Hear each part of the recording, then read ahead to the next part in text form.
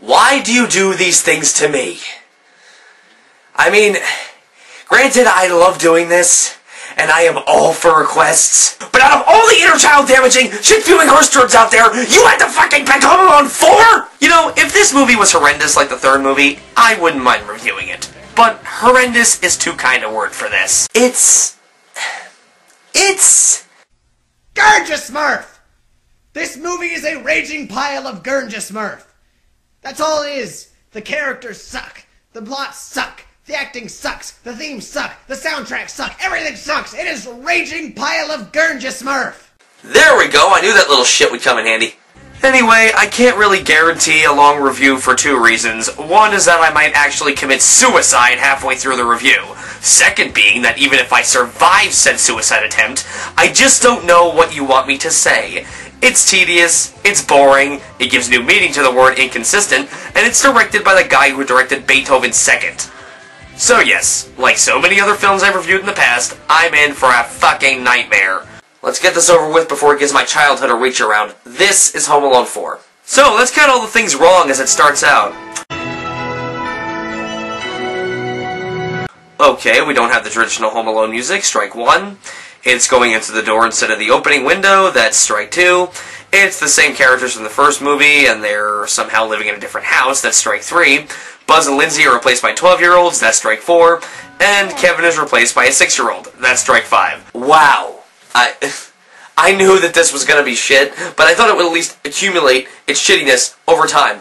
But no! Of course not! It had to do that 1 fucking minute in! So yes, this has all the characters we knew and loved from the first two movies, and even though it takes place after them, all the actors are younger than their original counterparts. Words cannot describe the horror that I am going through right now. Thanks. So I guess we should get on with the story. Mommy, Buzz, turn off the music! No problem. Mom!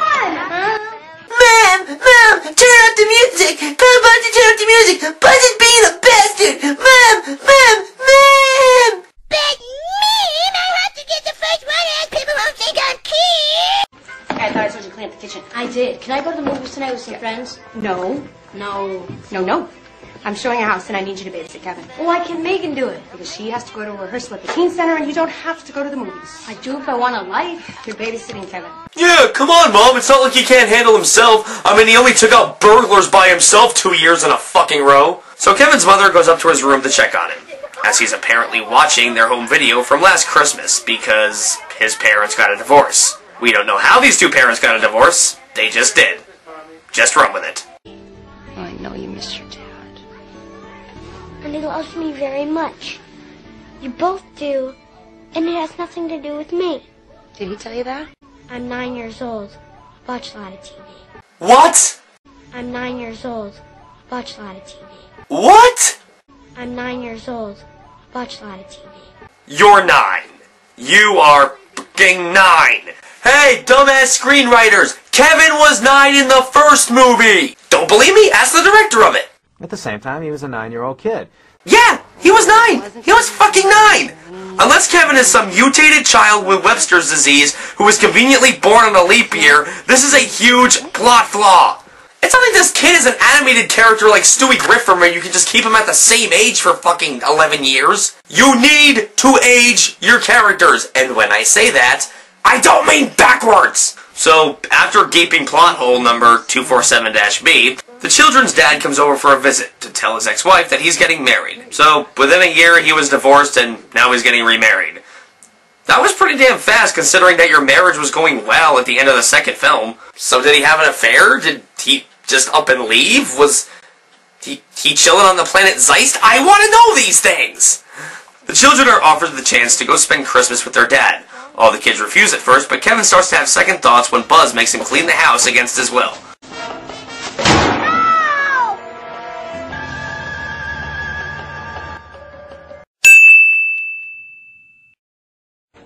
Hello, I'm home. Hey, how'd it go? Awful. I hate Buzz, and I never want to be stuck home alone with him as long as I live.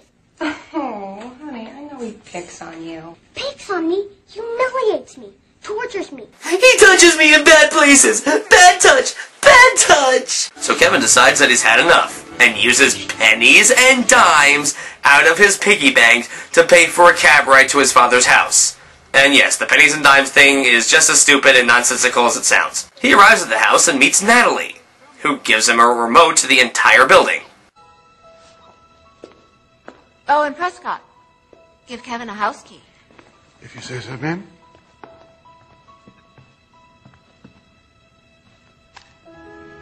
What kind of key is this? It's a key to the whole house. This is a smart house, Kevin. It does whatever you tell it to. Fire out.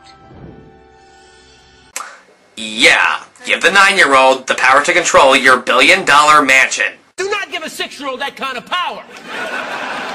So Kevin's father calls his ex-wife to let her know that Kevin has arrived safely right after she searches the house looking for him. So there you have it. This little bastard kid couldn't even tell his own mother that he wasn't going to spend Christmas with her. Merry Christmas.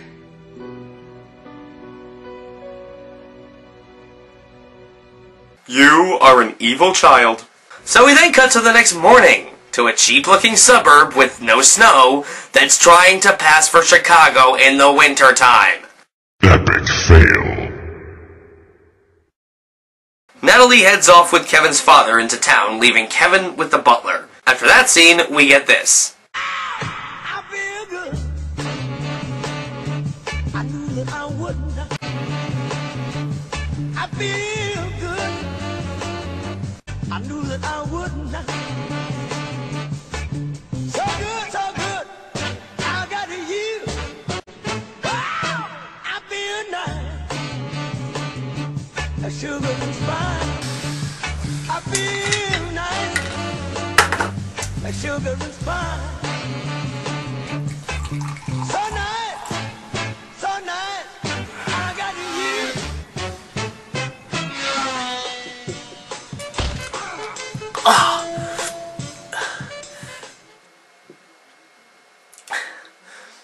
Continue. Please, just get it over with. So after Kevin's cringe-inducing dance number, he looks through the telescope that just happened to be located by his window when he spots the villains of this picture, played by French Stewart and Missy Pyle. No, it can't be. Yes, we know. It's the two unfunny comedians from Third Rock from the Sun. We're just about as pissed about it as you are.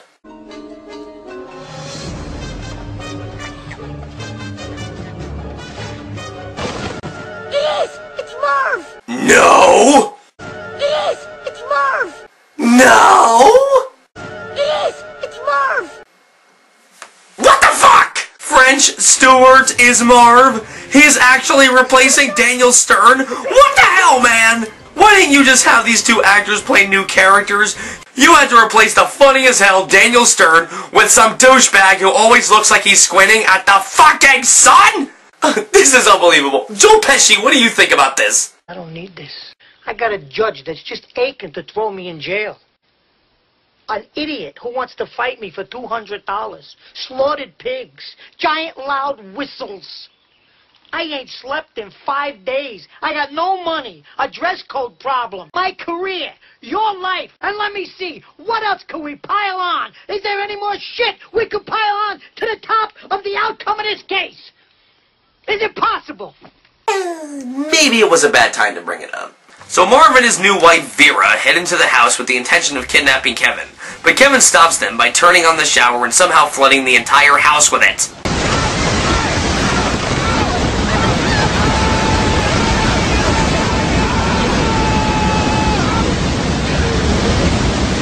Does the supposed smart house not have drains? You! Hello, Marv. What? Long time no see, huh, kid? Is that the prince? No, that's Kevin. Kevin, Vera, Vera, Kevin. Well, that ain't him. Let's get out of here before somebody sees us. Yeah, I think we got the lay of the land. I'll be back. Why don't you just take the kid now? I mean, he's by himself, no one can protect him, and he's pretty defenseless and looks scared to death of you. Oh, wait, I'm so sorry. That would actually imply that logic is present in this film. Stupid me. My mistake. Proceed. So with the house flooded, Natalie comes home and cringes in terror. What comes next is the most vile, torturous punishment ever conceived. They make him decorate the tree. I'm not kidding. That's actually his punishment for flooding the entire house. They make him decorate the tree. Hello, yes. Yes, I'm calling to inform you that I am actually dropping out of your Alcoholics Anonymous program. I don't need any support anymore. I officially cannot quit drinking. I just can't do it. Well, like so many people you've probably lost before, I watched Home Alone 4. Yes, I know it will probably cause kidney damage in the near future. Yes. I'm willing to risk it. Yeah, I need the alcohol to survive this movie. Yeah, okay, alright. Yeah, no, I still will not be bringing the brownies next Sunday. Okay, yeah, alright, bye. So after a long night's sleep, they come back down to find the tree completely different than it was before for some reason, as Kevin's mother along with Buzz and Lindsay have come for a visit. Oh, God, hey, let me get that. Well, I wasn't even sure he could even sleep without it. Gosh, you know what? I cannot believe he hasn't even asked for it. You were surprised that a kid who stayed home by himself for an entire week and survived New York City for 2, all the while dodging burglars, could sleep without a fucking teddy bear? Think! But the visit from his family is short-lived, however, as Natalie and Peter are having a dinner for some random, unnamed royal family. Kevin discovers that Marv and Vera have entered the building as waiters, and when he defeats them, he ends up destroying the dinner in the process. Kevin! Unfortunately, Marv and Vera escape. So, what kind of sinister punishment is his father going to give him now? I want you to go to your room and think about what you've done. Yeah, you may want to take a few classes on how to punish your children, because quite frankly, this is how the Paris Hiltons of the world are born. So as Kevin lies in his bed thinking long and hard about his ordeal, Natalie comes in to have a few words with him. Mother and I were a little rough on you before. Are you okay? Yeah. Good. Because if you ever do anything like that again, you'll be out of this house so fast your head will spin. Say your father's getting divorced. Boo-hoo. Everyone's parents get divorced. That's life. You'll get over it. But you're not going to come between your father and me. He wants you in his life, and I think that's admirable. But if you want him in your life, you better not cross me. Understood? What a bitch! I mean, this kid could not possibly hate her enough already, and she goes and says that to him? For the love of God, it's like having fucking Joan Crawford for a stepmother. No wire hangers! What's wire hangers doing in this closet when I told you no wire hangers ever? Okay, maybe not that bad, but still pretty bad. So Natalie and Peter leave Kevin alone on Christmas morning to go pick up the royal family. Yes, I'm sure your son holds no grudges about leaving him home on Christmas morning to stare at an assload of presents he can't open yet. Anyway, while they're gone, Marv and Vera break in as it turns out that the maid, who was in like 2 whole scenes of the film, is Marv's mother, and has been planning an inside job. You know what would help us understand this better? A damn lead-up! This plot thread comes out of absolutely nowhere in the film! Elaborate! So Kevin and Mr. Prescott get themselves locked in a wine cellar where they have a strange heart-to-heart. But why'd you say I was lying? Oh, because I thought you were. And besides, I didn't want Miss Natalie to know that I'd been, napping on the job.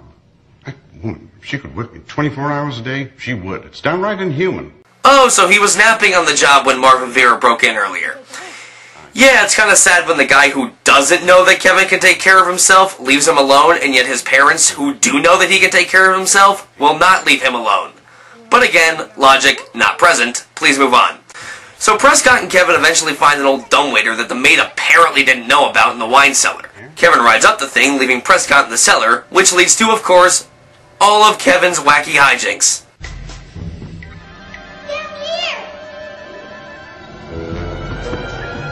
You better stay. Ow! Vera! Ow! Ow! No, not that button! Not the button! That's it! No! Hey! Over here!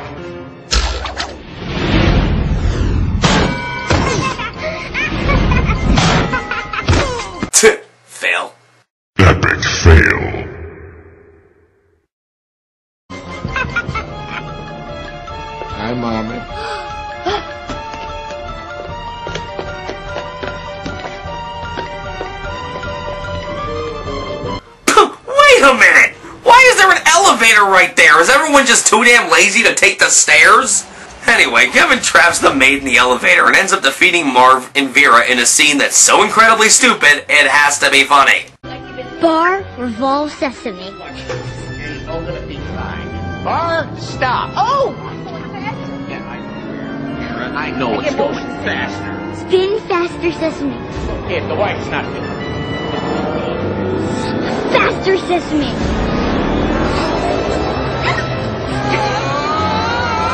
Maximum speed. Sesame. Yeah, why is nothing falling off of that bookshelf? Do you know the force you're putting on that thing, spinning it around that fast? Congratulations, you just failed physics. So Marv and Vera go flying across the room and knock themselves out, to which Kevin delivers this line.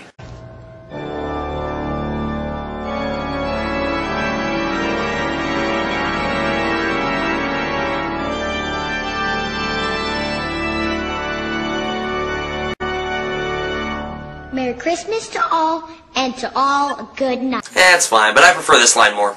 Merry Christmas, you filthy animal, and a Happy New Year. Now that's a catchphrase I can get behind. How did she escape the elevator? How did he escape the wine cellar? Kevin never sent the damn dumbwaiter back to pick him up, and no one ever released the elevator. I just don't care anymore. End this thing. So Kevin emerges victorious. Marv and Vera are arrested, and just when you thought this movie couldn't become any more contrived and annoying, out of nowhere, Kevin's parents get back together. Wow, there was no lead up to that. How did that happen? I love you. So as the movie ends, we get this. Music on. Snowfall. Hey! I knew this was gonna be the best Christmas ever. Wow! Yes, he magically made the snow fall with a remote control. That's amazing! Remember, kids, if you tell your remote to make it snow, and it doesn't, you are mentally handicapped. You're stupid, and no one can fucking save you. Ha ha ha ha! This fucking movie blows. If you honestly thought a Home Alone movie couldn't get any worse after Part 3, check this shit out. It's not at all interesting, the actors all suck, the recasting of our old childhood Christmas characters are incredibly distracting, and it has about 1 million plot holes to cap it all off. Why would they even bother with this? In no sick world could anyone consider this good. At least no fan of the first two could. I grew up on the first two Home Alone films. They were the two essential movies to watch on Christmas. Okay, 2 out of 4. But that's not the point. The point is, if they were going to do something like this, why not go the remake route? I mean, it still would have sucked, but at least then the story wouldn't have been inconsistent beyond belief. This is one of those sequels that deserves to stay buried and hidden forever, along with Alien 3 and Secret of Nim 2. There is nothing good about it, there isn't even a thing to enjoy about it, or have a good time with. This is the shitstorm of bad Christmas movies, and I order you to stand down if you have any intentions of watching it. Until the next shitty movie, I'm Adam J, and this is Epic Film Fail, where this film sure as fuck failed epically. Ugh.